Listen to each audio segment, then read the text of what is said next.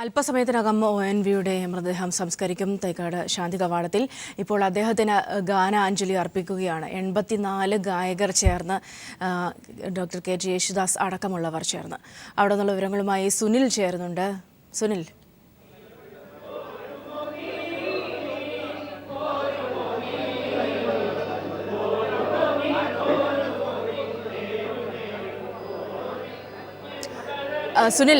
കുറിപ്പിന് അന്ത്യാഞ്ജലി അർപ്പിച്ചുകൊണ്ട് 10,000-കണക്കിന് ആളുകളാണ് അദ്ദേഹത്തിൻ്റെ വസതിയിൽ രാവിലെ മുതൽ തന്നെ ഒഴുകിയെത്തിക്കൊണ്ടിരിക്കുന്നത്. അല്പസമയത്തിനകം തന്നെ അദ്ദേഹത്തിൻ്റെ സംസ്കാര ചടങ്ങുകൾ ഇവിടെ ശാന്തി കവാടത്തിൽ ആരംഭിക്കും. ഇപ്പോൾ മൃതദേഹം വഹിച്ചുകൊണ്ടുള്ള വിലാപയാത്ര വഴുതക്കാട് നിന്ന് പുറപ്പെട്ടിരിക്കുകയാണ്. അല്പസമയം കഴിയുമ്പോഴേക്കും അതിവിടെ എത്തിച്ചേരും.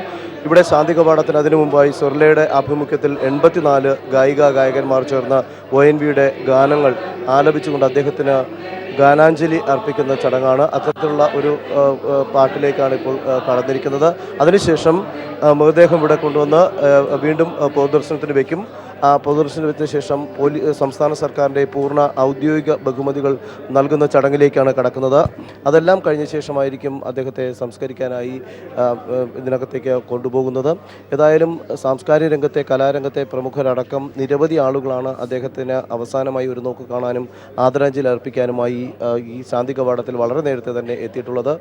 വളരെ വലിയ ഒരു ദുഃഖം, അല്ലെങ്കിൽ അവരുടെ പ്രിയ ഗായകൻ, പ്രിയ കവി അവരെ വിട്ട് പിരിഞ്ഞിരിക്കുന്നു എന്നുള്ളത് മനസ്സിൽ ഉൾക്കൊണ്ടുകൊണ്ട് അവർക്ക് എല്ലാവരും പ്രിയ അധ്യാപകന് കൂടിയായ ONVക്ക് ആശ്രുപൂജ അർപ്പിച്ചുകൊണ്ടാണ് ഒഴുകിയെത്തുന്നത് രാവിലെ മുതൽ തന്നെ. കാരണം ഇന്നലെ BJT ഹാളിൽ 11 മണി മുതൽ 5 മണി വരെ മൃതദേഹം പൊതുദർശനത്തിൽ വെച്ചിരുന്നു. വലിയൊരു ജനാവലിയാണ് അദ്ദേഹത്തിന് ആദരാഞ്ജലി അർപ്പിക്കാനായി എത്തിച്ചേർന്നിട്ടുള്ളത്. അദ്ദേഹത്തിൻ്റെ മികച്ച ഗാനങ്ങൾ മലയാളികളുടെ മനസ്സിൽ എപ്പോഴും ഓർമ്മിച്ച് നിൽക്കുന്ന, കൊച്ചുകുട്ടികളുടെ ചുണ്ടത്ത് പോലും ഓർമ്മിച്ച് വെക്കുന്ന ഗാനങ്ങളാണ് അദ്ദേഹം സമ്മാനിച്ചുള്ളത്. ഒപ്പം അതിനേക്കാൾ ഉപരി സംസ്കൃത പദങ്ങളുടെ കാഠിന്യം ഉൾപ്പെടെയുള്ള വരികൾക്കും അദ്ദേഹം ജന്മം നൽകിയെന്നുള്ളതും ONV എന്ന് പറയുന്ന മഹത്തായ ഒരു കവിയുടെയും ഗാനരചയിതാവിൻ്റെയും പ്രത്യേകതയായി തന്നെ ചൂണ്ടിക്കാട്ടുന്നു. അതുകൊണ്ട് തന്നെയാണ് അദ്ദേഹത്തിന് സ്വർലയുടെ ആഭിമുഖ്യത്തിൽ തന്നെ 84 ഗായകർ അണിനിരന്നുകൊണ്ട് ഈ ഗാനാഞ്ജലി അർപ്പിക്കുന്നത്. പത്മശ്രീ KG യേശുദാസും ഇവിടേക്ക് എത്തിച്ചേരും. മുഖ്യമന്ത്രി രാവിലെ തന്നെ അദ്ദേഹത്തിൻ്റെ വസതിയിലെത്തി ആദരാഞ്ജലി അർപ്പിച്ചിട്ടുണ്ട്. മുഖ്യമന്ത്രിയും മറ്റു മന്ത്രിമാരുമൊക്കെ ഇവിടെ എത്തും. ഇപ്പോൾ സ്പീക്കർ N ശക്തൻ, മന്ത്രി ജോസഫ് എന്നിവരൊക്കെ ഇവിടെ, KC ജോസഫ് അടക്കമുള്ളവർ ഒക്കെ ഇവിടെ വളരെ നേരത്തെ തന്നെ അദ്ദേഹത്തിന് ആദരാഞ്ജലി അർപ്പിക്കാനായി എത്തിയിട്ടുണ്ട്. അല്പസമയത്തിനകം തന്നെ വിലാപയാത്ര ഈ ശാന്തി കവാടത്തിലേക്ക് വരും. വലിയൊരു ജനാവലി, കുട്ടികളും അധ്യാപകരും അടക്കം വലിയൊരു ജനാവലി തന്നെയാണ് ഇവിടെ അദ്ദേഹത്തിന് ആദരാഞ്ജലി അർപ്പിക്കാനും യാത്രാമൊഴിയേകാനുമായി എത്തിയിരിക്കുന്നത്. വലിയ, നമുക്ക് മനസ്സിൽ എപ്പോഴും സൂക്ഷിച്ചു വയ്ക്കാൻ ONV ഉണ്ടാകും.